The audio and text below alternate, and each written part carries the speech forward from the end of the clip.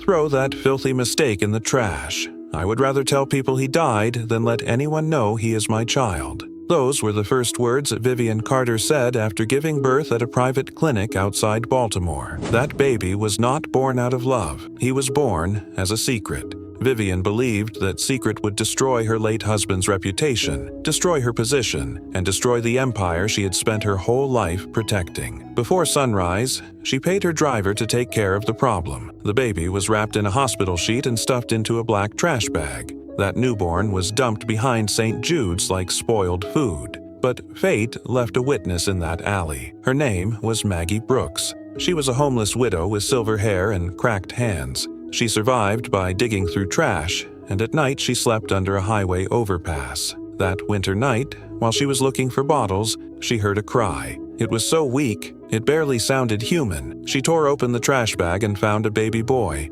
his tiny body turning blue from the cold. Maggie had no bed, no money, and no family. But she pulled him against her chest and whispered, "You are not dying here, not while I am still breathing." She named him Elias.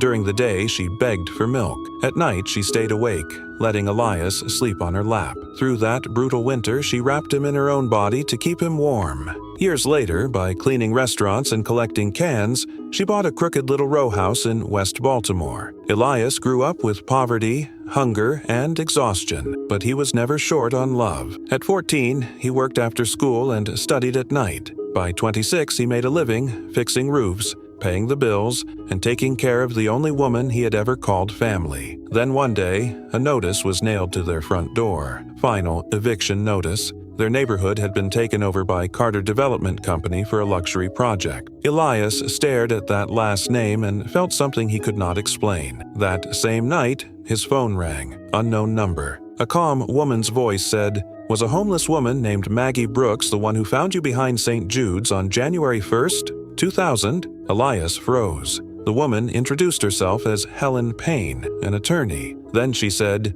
"Vivian Carter is dying. Her stepson just found out you exist, and unless you come in tomorrow, Maggie will be arrested for kidnapping you 26 years ago." Elias turned to Maggie in shock. Her face went pale in an instant. She did not say a word. She only opened a small metal box she had kept hidden for years. Inside was a newborn hospital bracelet and a gold ring. On the ring was one engraved name, Vivian Carter. To find out what happens next, watch Part 2.